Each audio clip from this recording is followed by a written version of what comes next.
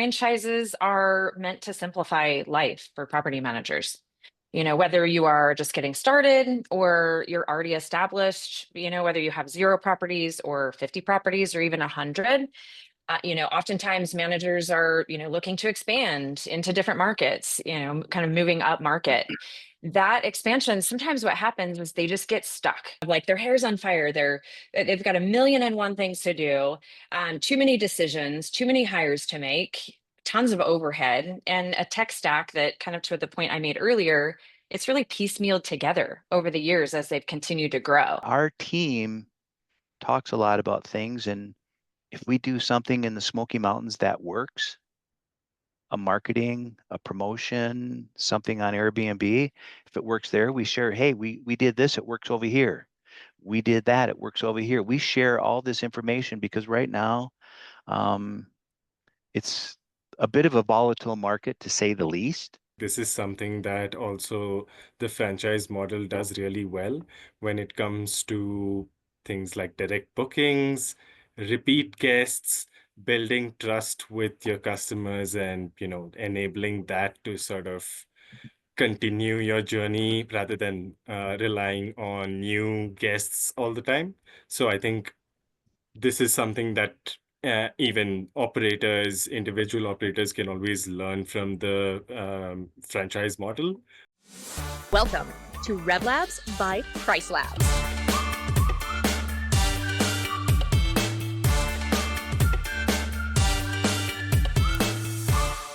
Hey everybody, how's it going? Welcome to RevLabs June Masterclass.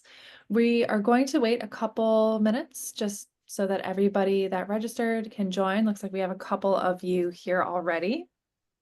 In the meantime, if you want to chat us, let us know where you're joining from, how many properties you have, and if there's any topics that you're excited to hear about today, go ahead and throw that into the chat. A little bit of housekeeping though, if you do have questions that you want us to answer, please do use the Q&A instead of the chat. The chat can get a little bit chaotic. We want to make sure that we're able to answer all of your questions. So again, questions in the Q&A, comments in the chat. But we'll get started in just a minute. We had a ton of people register. We've got a really great topic today. So we'll get started pretty soon. I'm seeing a couple names that I recognize. Hello, everybody. Hey, Allie, Fabio. Yeah, everybody, if you want to just let us know where you are. Oh, is the chat enabled? We should double check that because I'm not seeing any chats I think yet. so.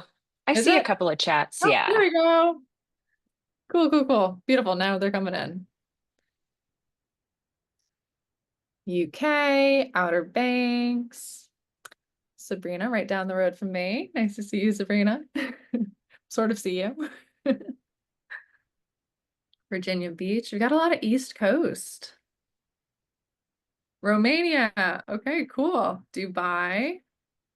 Awesome. So all over the world. Absolutely love it. What a cool community we have here. Also Outer Banks. Super cool. So today we are going to be talking about how to scale your business like a franchise model. So we'll cover what a franchise model is, why we've been hearing about them in the news lately, and sort of how they are similar to other models that we see here in the vacation rental industry. I've got some really great panelists, so we'll hop in. Hopefully more people are going to join. Again, keep putting your location and number of listings that you have in the chat, and feel free to connect with people that you see maybe in your area.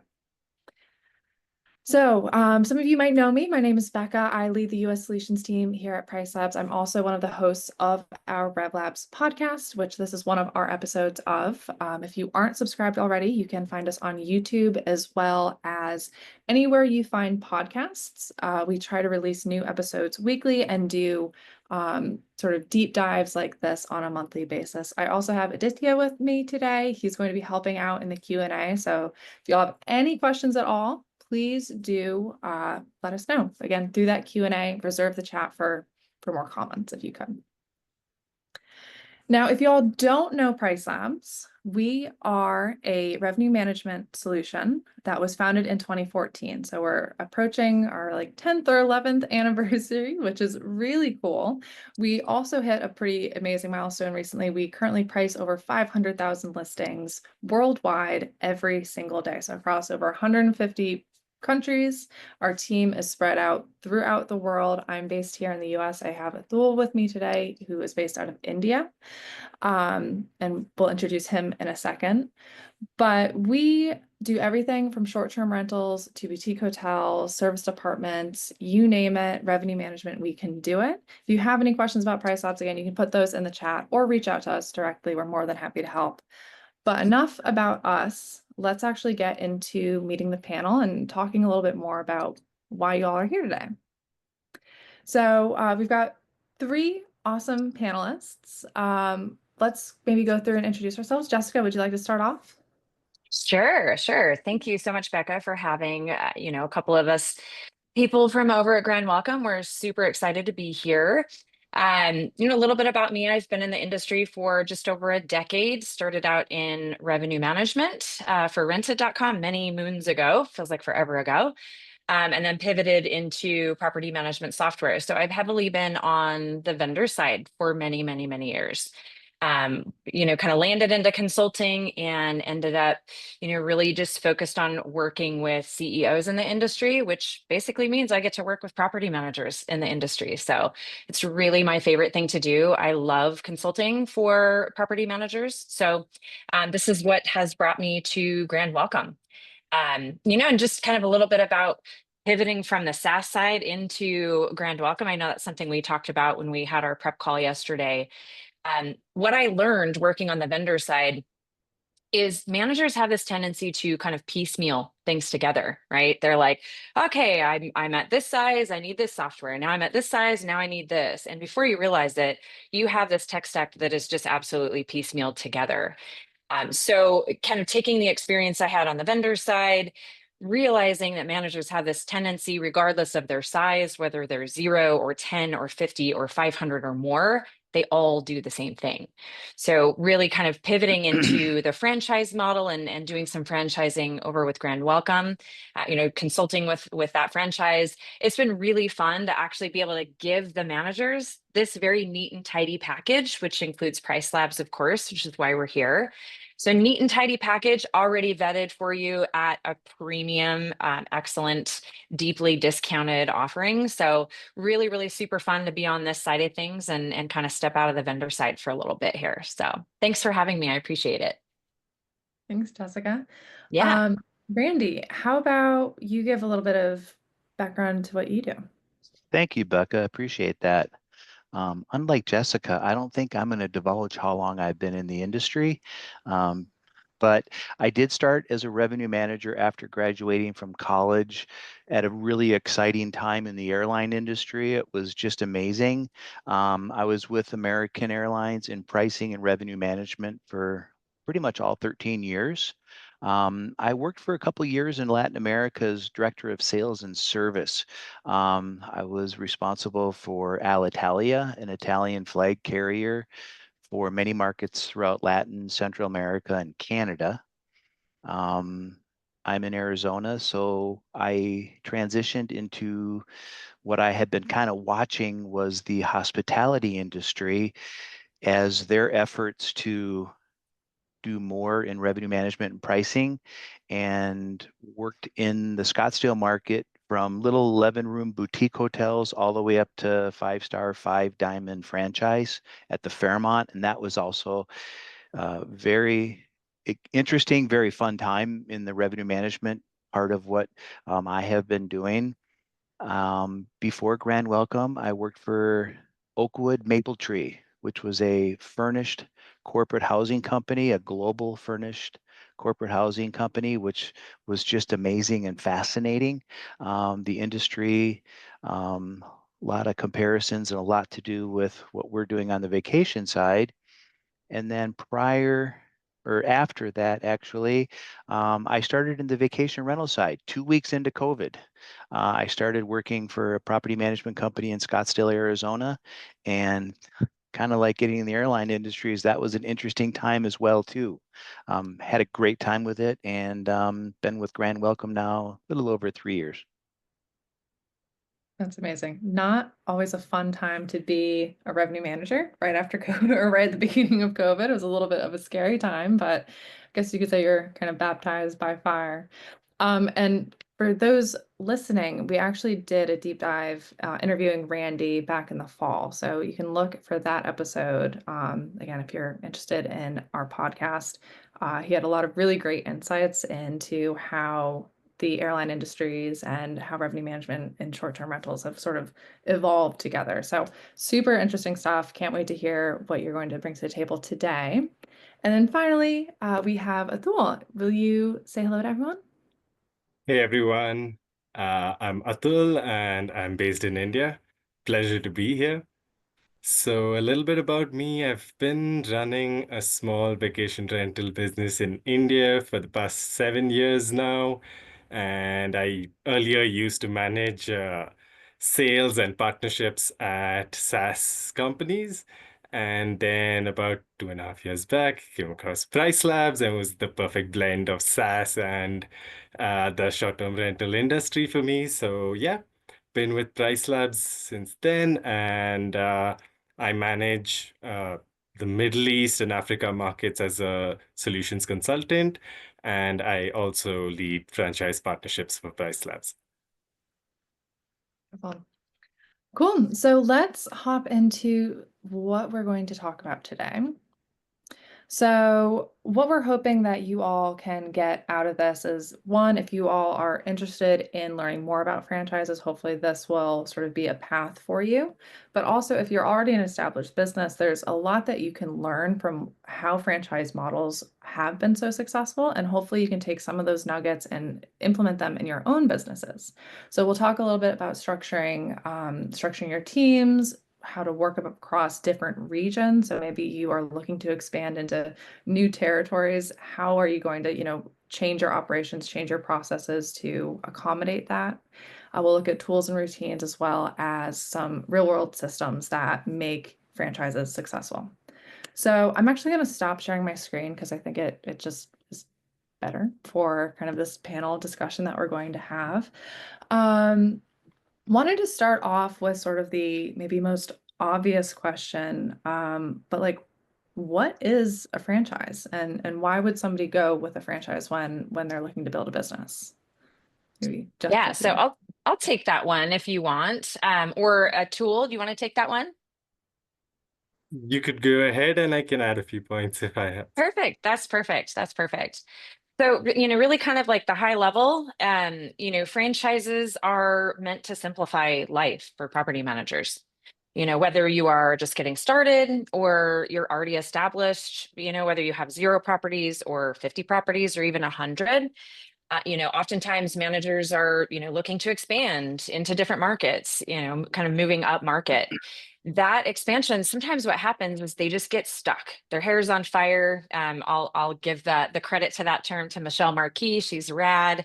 This kind of term of like their hair's on fire. They've got 1,000,001 things to do, too many decisions, too many hires to make, tons of overhead, and a tech stack that, kind of to the point I made earlier, it's really piecemealed together over the years as they've continued to grow.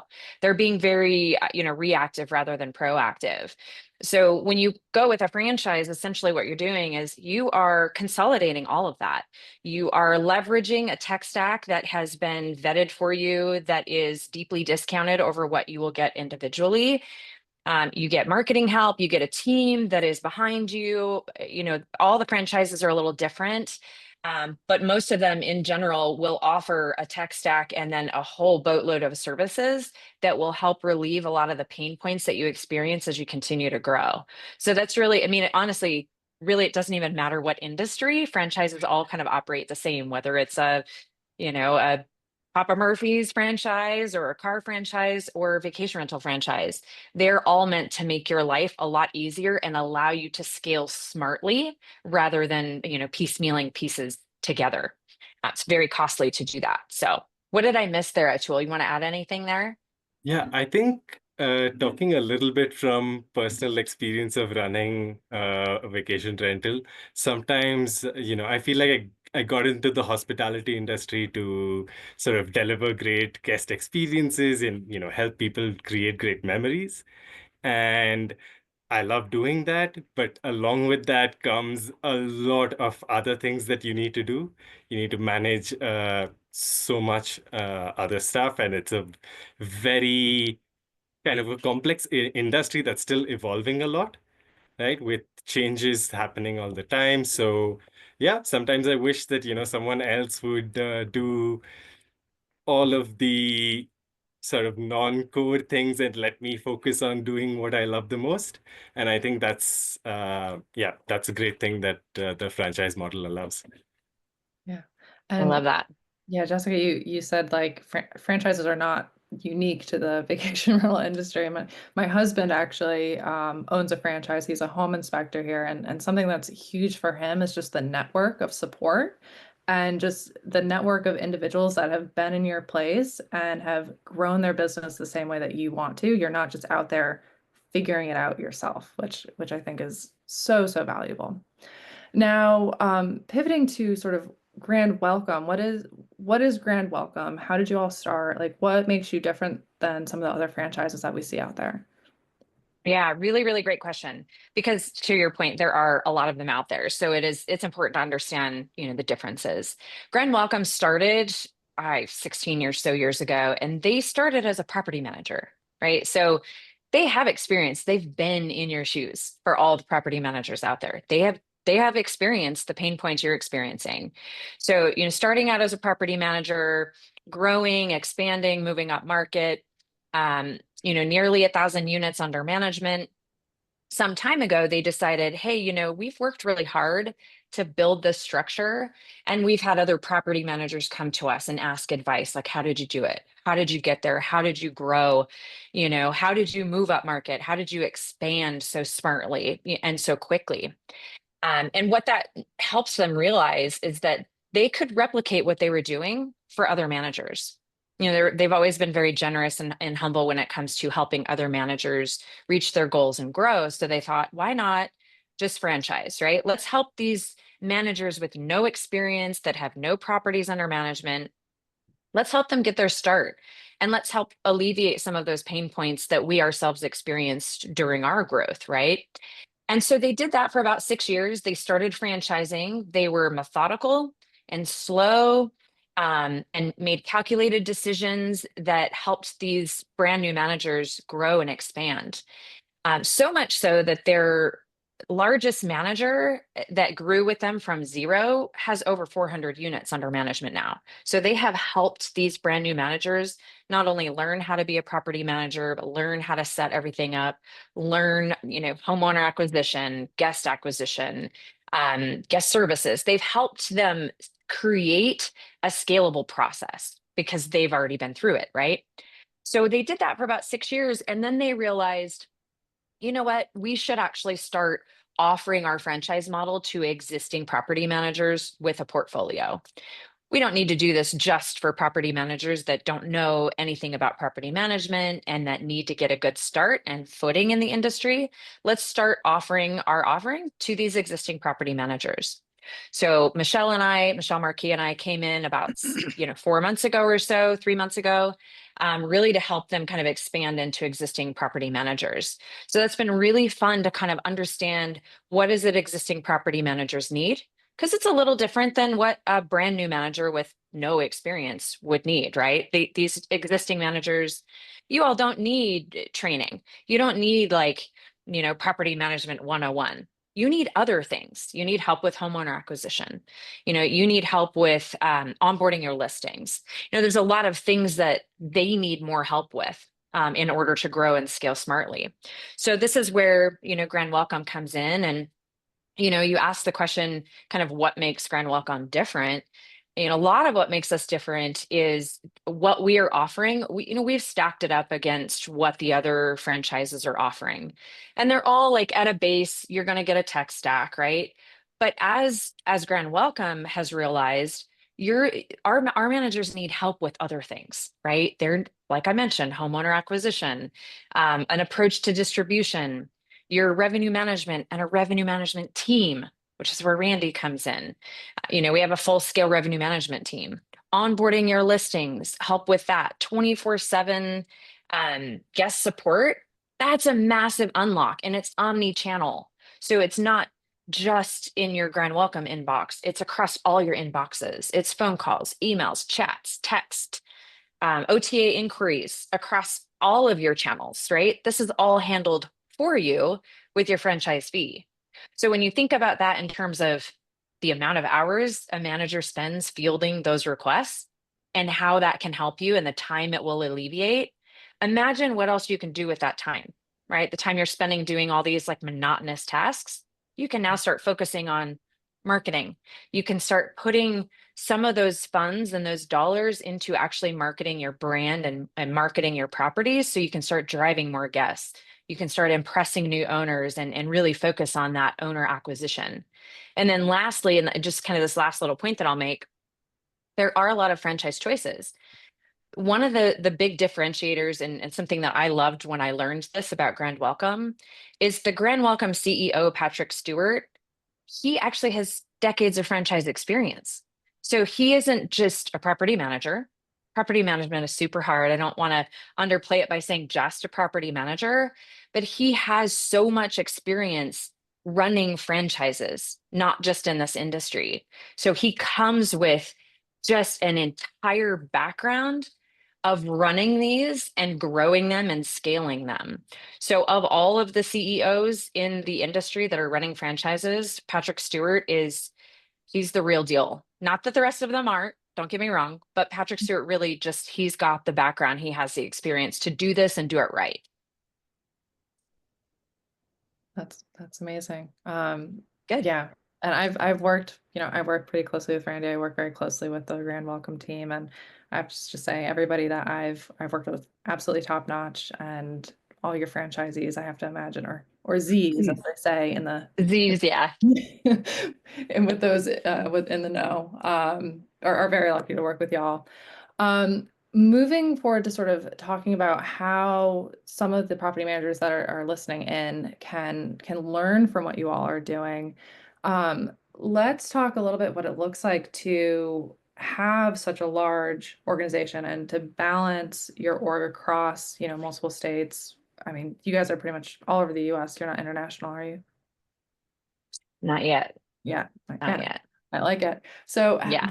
what do you think has made, like, maybe your org chart, what has made your team successful to be able to support operators in all of these different unique locations? I think What parts of your business are maybe centralized, and what parts do you leave to the individual operators? Yeah, I'll answer some of this, but I'd love, Randy to pipe in too and share some of his thoughts, since he's been with Grand Welcome a lot longer. But from what I've seen in the last couple of months, realistically, it is the experience behind the executive team at Grand Welcome, all of the franchisees, and the collaborative approach that franchisees have. Oftentimes, the franchisees are connecting with one another. Grand Welcome is working on a better structure so that we can actually have a very collaborative environment. We can have, annual meetings, kind of a gathering of the minds, so to speak, so that franchisees can kind of get together and leverage that kind of business strategy support, right? And so one of the benefits of moving to any franchise model, Grand Welcome in particular, is to understand what it is you love doing. I think Athul made this point earlier. Understand what it is you love doing and do that, right? A lot of property managers spend a ton of time doing things that they just literally don't like doing. We want to free you up of time so that you can focus on the areas that you're super good at. And this is something that Grand Welcome is exceptional at, is helping you understand and unlock what you are passionate about in your business and helping to fill in the gaps in the other areas that you're maybe not so good at or that you don't love doing with. And, sometimes it starts with the tech stack. Other times it starts with a little bit more on the business strategy kind of support side. Sometimes it's, some of the customized audits and training that we provide as part of the franchise model here at Grand Welcome. We're going to really get in and be a partner with you. We don't want you to just sign up and send you on your way and collect a little royalty. We want to earn our keep for you. We want to make sure that we are bringing value to you. And whether that's in learning tech hacks or business strategies or helping your leaders grow, or how to better focus on distribution and revenue management, tapping into our experts like Randy, homeowner acquisition, we're going to help with all of those pieces. So, I think those are some of the things that we're able to do in setting that structure up to help support your teams and their growth. Randy, do you have anything you want to add there? Randy, I know revenue management is generally centralized. Talk us through sort of what that structure looks like and how you're able to provide support across multiple locations. It's a great question. It's also a big part of the organization. As with all revenue management, whether it's hotels, hospitality, vacation rentals, corporate housing, our department really touches any other department within an organization: operations, customer service, marketing, sales, development. We're kind of affect a lot of the different areas.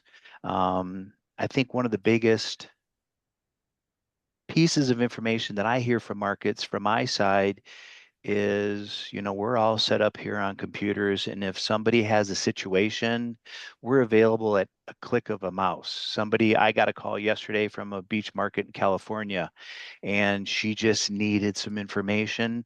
They were new to the business and had a 6-minute conversation with them and kind of talked them off the fence actually with a particular owner.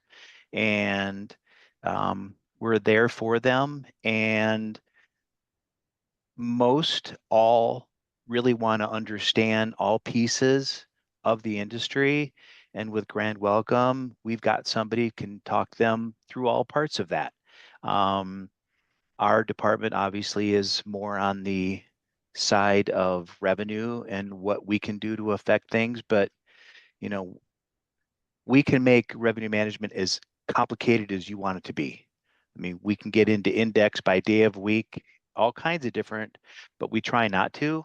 But overall, I think if we just try to simplify, and all things have to work, like I just mentioned, those different departments, they all have to work together.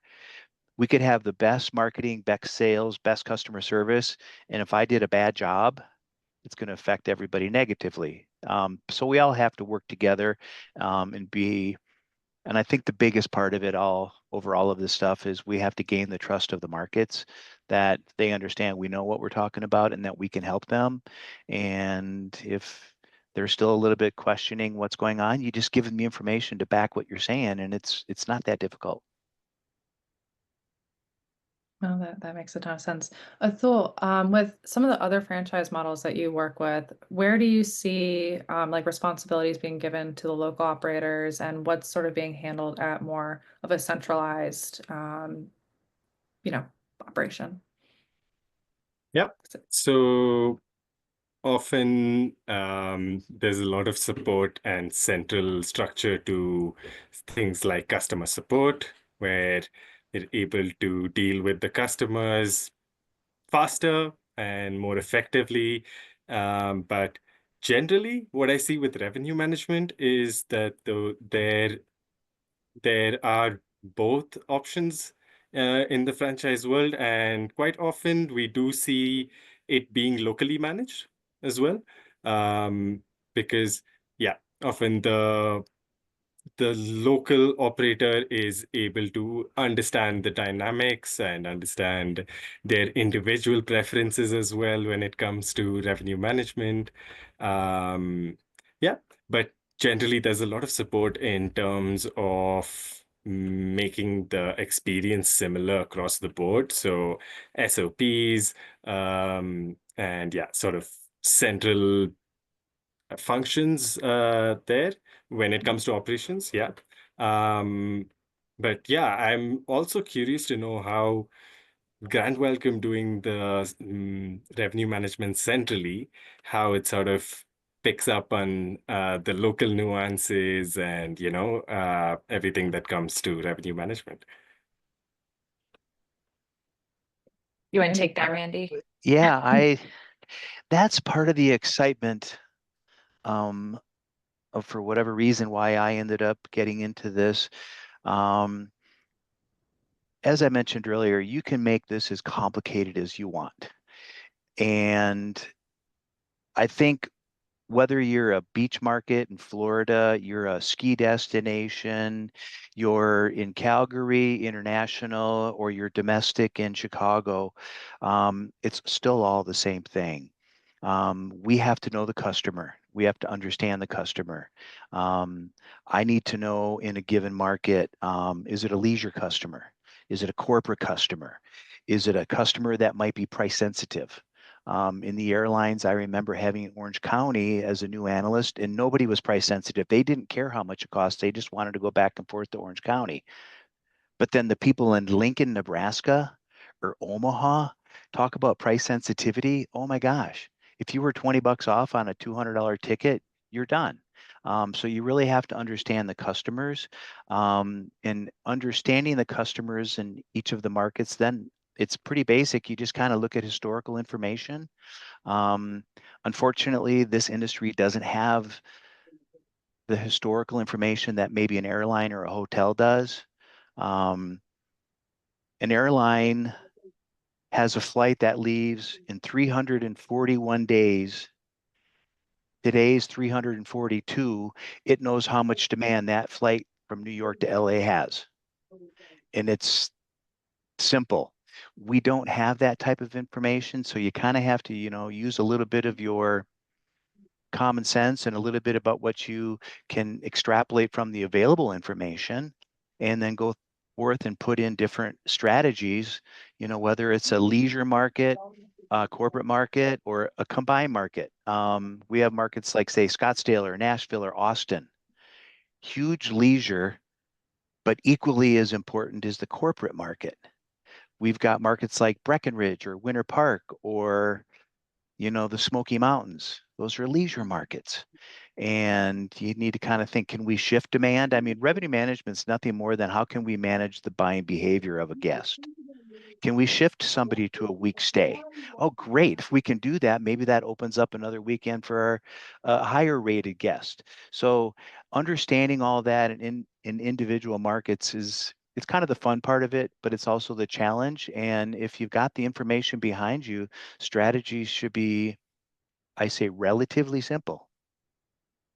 Now, I don't necessarily want to get grand welcome secret sauce, but when you're dealing with all of these different types of inventories, luxury, corporate, leisure, we're seeing the economy is changing. We're seeing a lot of different sort of drivers or lack thereof in certain markets. How are you and your team maybe structured to deal with different how these changes are affecting different segments of the market, or just generally, how are you guys approaching this? That's a great question, and I believe one that departments across the country are talking about.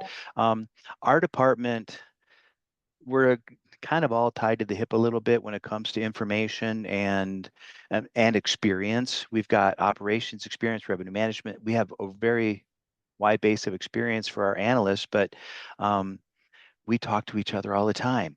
And what did you see here? What did you see there?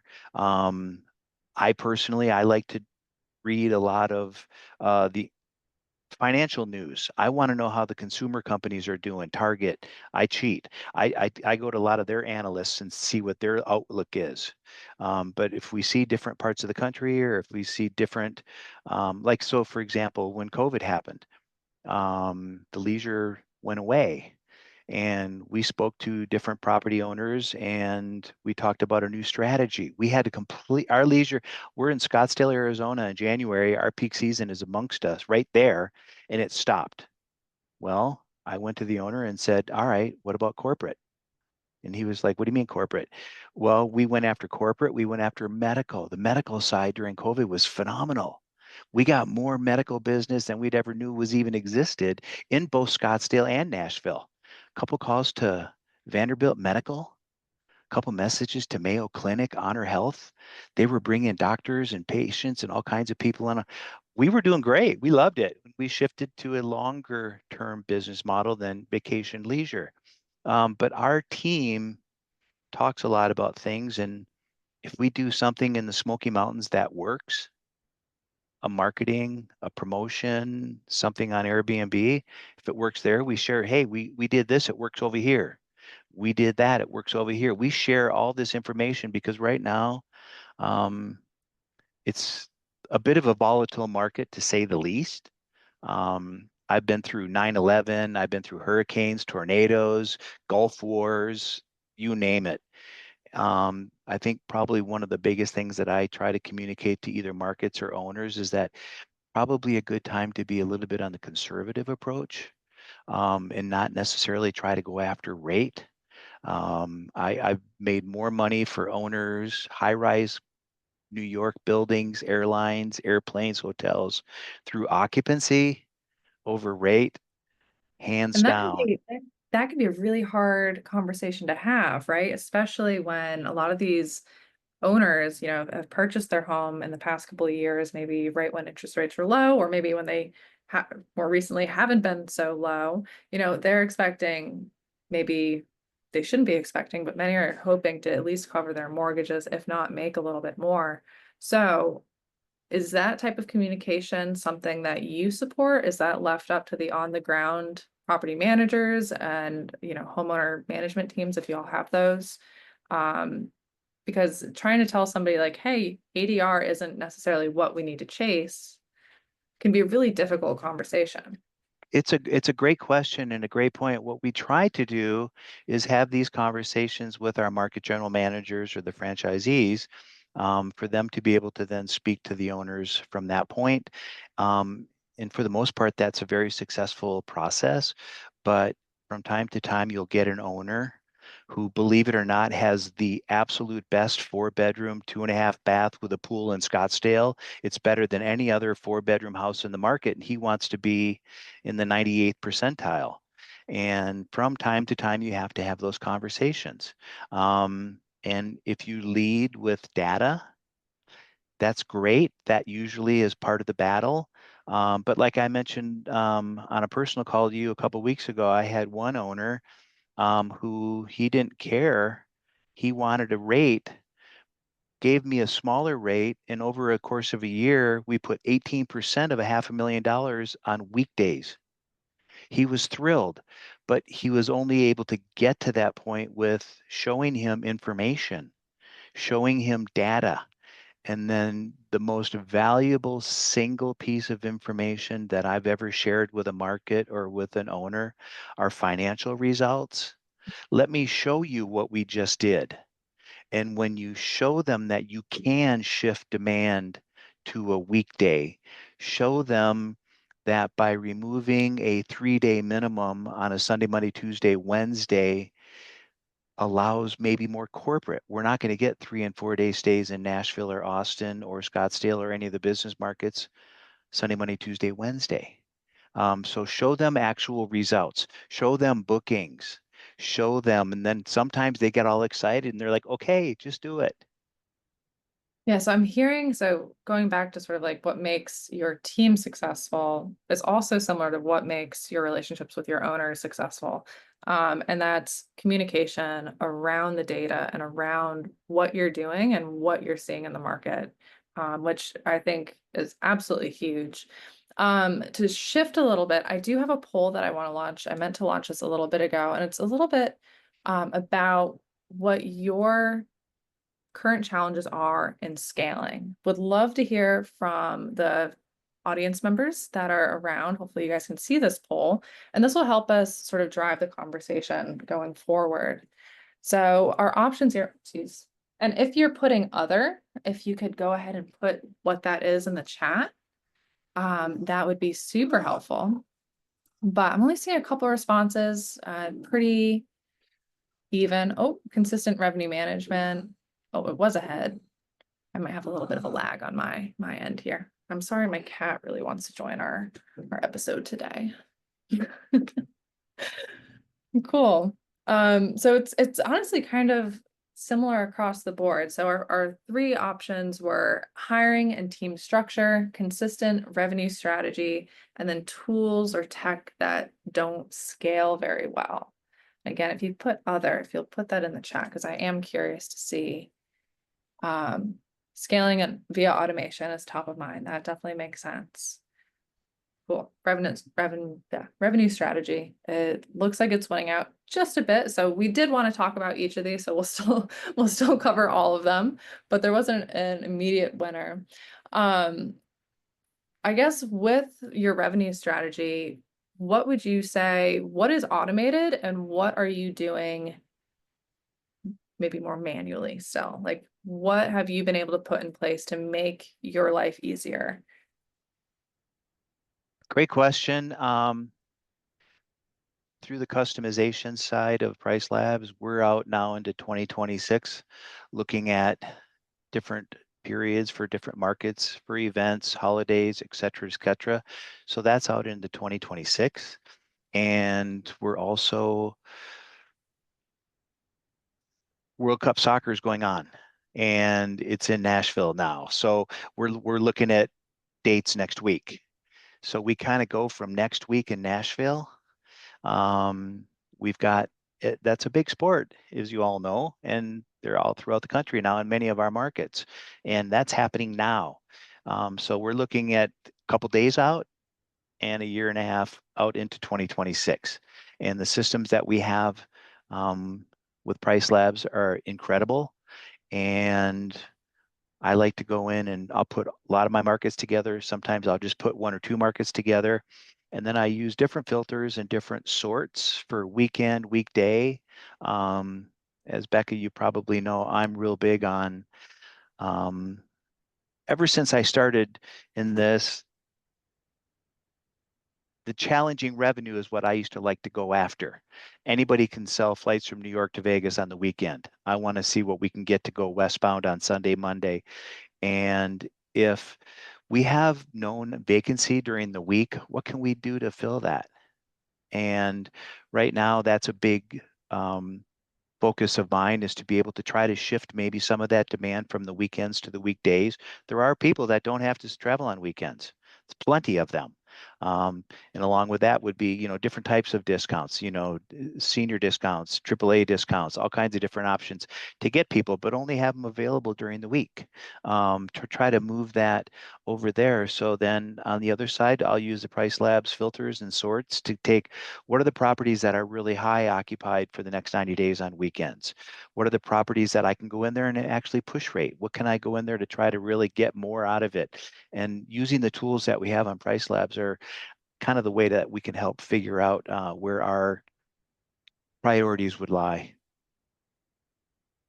Definitely. Something that sort of came up during our prep call, which I thought was, interesting, was, we're seeing franchises in the news, but we're also seeing a lot of mergers and acquisitions going on. Some in the news, some not really in the news. But I think that there is sort of a common thread between what we're seeing with these mergers and what we're seeing in the franchise space. Jessica, anything to add there? Oh, I think you're on mute. Sorry, I had my dogs barking in the background a few minutes ago, so it's like forgot to unmute myself. I think in that same vein, yeah, we talked a little bit about this yesterday. There's a lot of really interesting things happening. There are some companies out there that are, purchasing property management companies and no one knows, right? There's some pretty large players out there. I'm not going to mention any names, but that there's one in particular that has like 35 property management companies that it's purchased, but nobody knows who those 35 companies are. There's some louder companies out there that are, posting, hey, we've acquired this company and we've acquired that company. There's just a ton of movement. And I don't think that this is very dissimilar from, what was it, 5 or 6 years ago? Again, not naming names, but there was a large company that came in and they started rolling up, tech companies, a lot of the vendors, right? What are they doing? What is their purpose, right? There is Michelle Marquis. I know she's got like a summary of kind of the movement happening, and, reach out to her if you have questions specifically about kind of some of these companies I'm not naming, intentionally not naming. I know she's got like who's buying who, what are they doing, who owns who's interested in who might be looking to sell. So there's a lot of this happening. Verma Executive Summit, just maybe 2 weeks ago, I think it was now. I met a couple of folks that are like, they're asking me who's for sale right now. Who do you know that's for sale? Like this happens to me all the time because I've worked on the vendor side for years, right?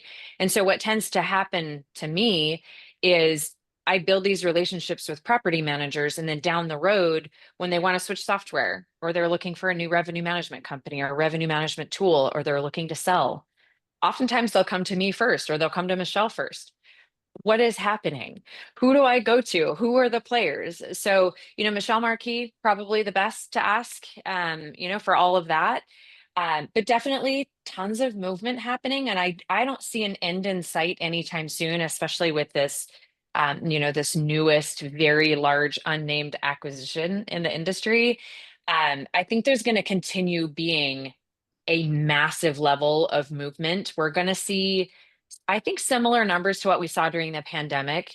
Unfortunate numbers. You saw a lot of purchases happening, but you also saw a lot of managers going out of business. And whether that meant they just shut their doors altogether or they sold to a larger player, I think we're seeing a massive ramp up of that. And I don't think there's an end in sight really this year, maybe into 2026. But I think through the end of 2025, we're going to continue to see a lot of this movement happening. So Yeah. No, I yeah, completely it's agree. exciting. It's a very, I feel like Can I add to that? please, Yeah, please. do it. Jessica, you are absolutely correct, and it's happening right now. And two things. One is if you look back before Airbnb and you look back over the last 15 years, there's a segment out there that's going through the same thing, and it's probably now to the point where it's just the big companies. But believe it or not, go look at what's happened to the mobile park industry in the RV parks, in the RV campgrounds where they've got these manufactured homes. People who drive by these manufactured home communities and like, oh, okay, manufactured homes, but it's a multi-billion dollar industry. And all these mom and pops have been getting bought out by these big companies. But what I'm now seeing and I'm seeing a lot of it in Arizona, they're building master plan communities now called build to rent. These are master plan communities that you cannot buy a home. They are built to rent only. And out here, we've had these, people with money, they go buy a piece of land that might not be like the most high dollar piece of land and might be near something that might not be that attractive, but they're building communities for rentals only. And now those are starting to get bought out by the bigger companies and the bigger companies. So it's just reinventing itself, but always interesting. Yeah, I mean, I definitely think kind of the conclusion is completely clear.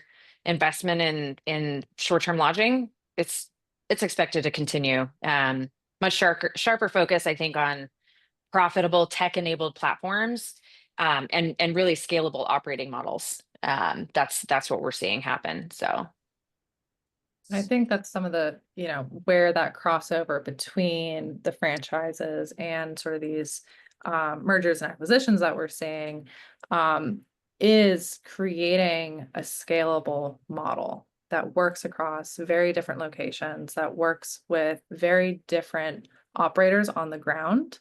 So I'd be interested, Athul, even if you haven't heard from you in a minute, where do you see some of these consistencies between the two types, and what do you think that maybe mergers and acquisitions can learn from franchises and maybe vice versa? Sorry, loaded question. Yeah. I think there's a lot to learn from both sides in terms of sort of adapting to each location and how you're able to learn from. So one thing that I also picked up from Randy and Jess as well is how franchises allow the opportunity to sort of learn from experiments that others are running. Right. So that was something really interesting to me. And I feel like even if you're looking at growing your business, whether it's organic or even through mergers and acquisitions, it's important maybe not to just stick to one way of doing things. Often when you're scaling, you think that, you figured out the way to do things, and this is the same way that you got to keep doing.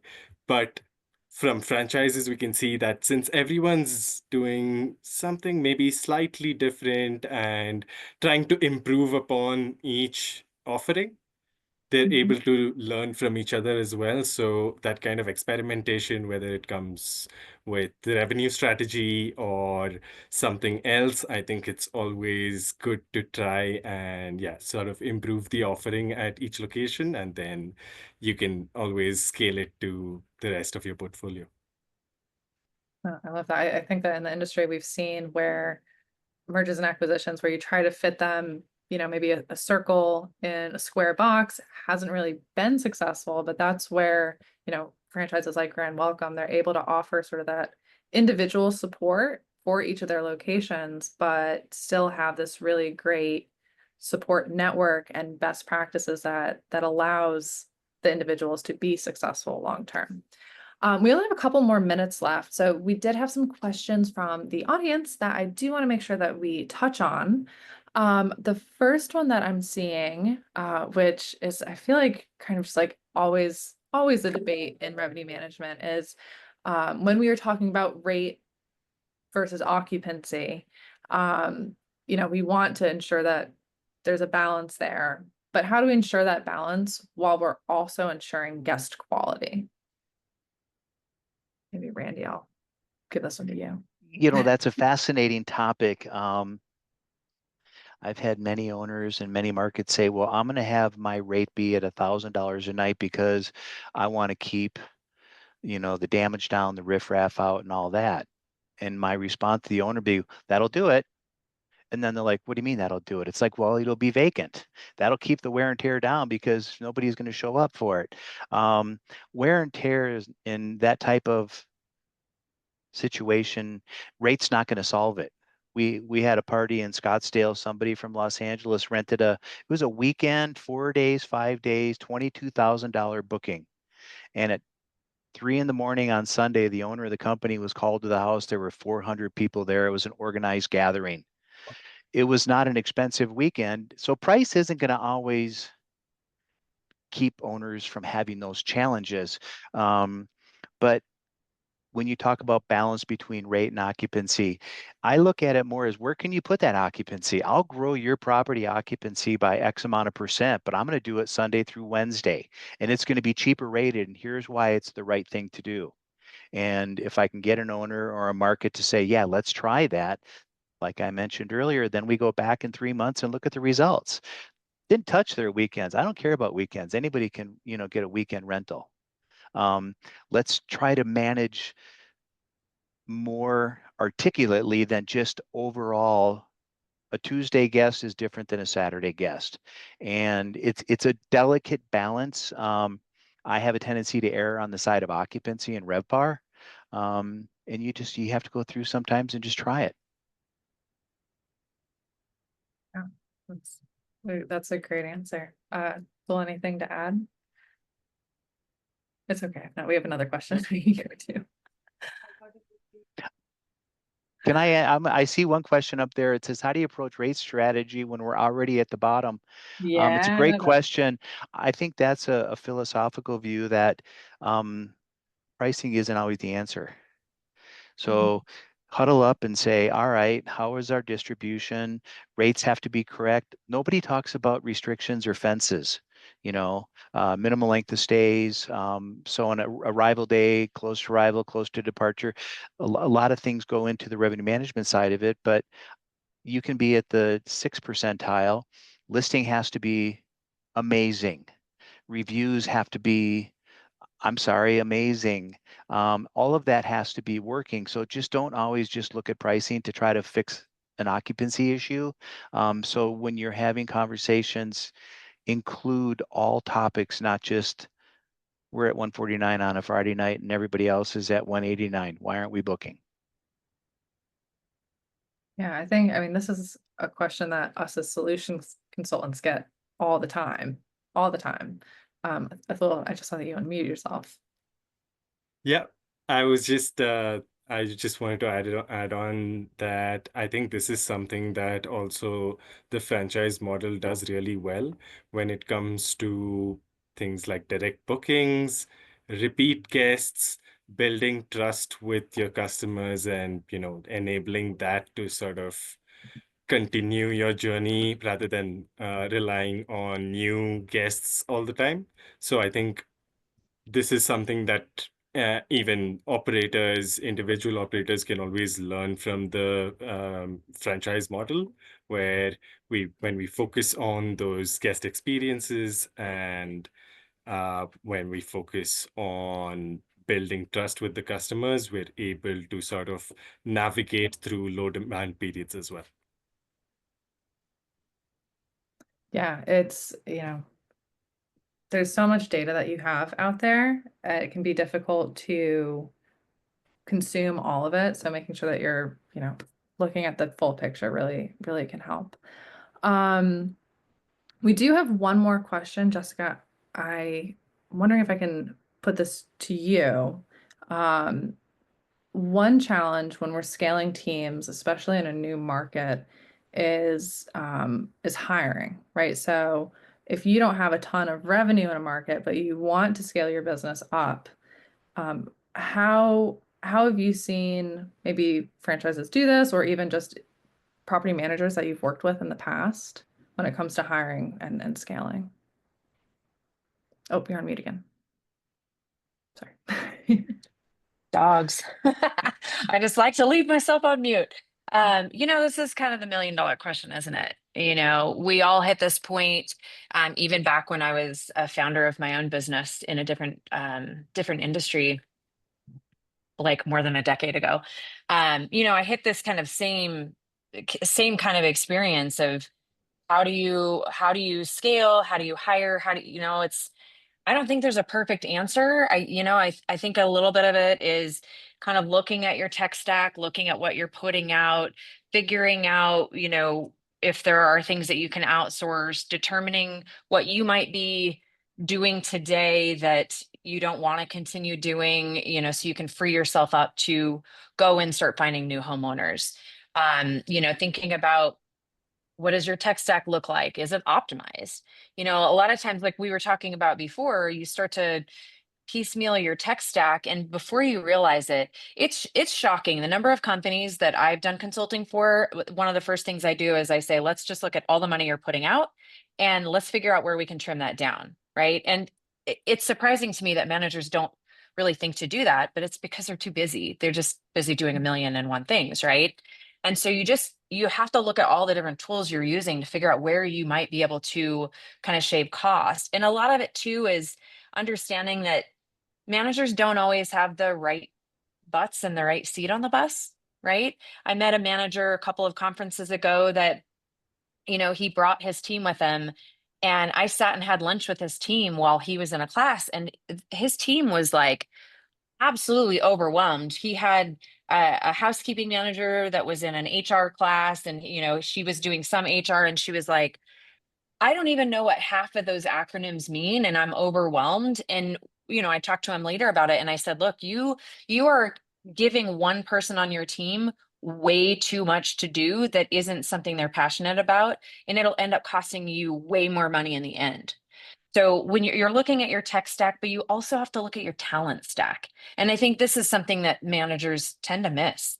And sometimes where the franchise model, not to continue pitching grand welcome, but it is a beautiful part of a franchise model, is it can help you naturally reduce what you're putting out. It'll reduce overhead on your tech stack. It can help reduce overhead on your talent stack, because you're able to leverage talent that just comes with it, or so it's just naturally it's going to cost you a lot less. So I know that's like a roundabout way there, but there is just definitely not a perfect answer to that question. I wish there was. I wish there was like some magic sauce that I could give you, but you know, Michelle Marquis, anybody at PriceLabs, myself, you know, we're always happy to, you know, kind of jump in and dig in to see like where is your next investment in your business? Is it tech?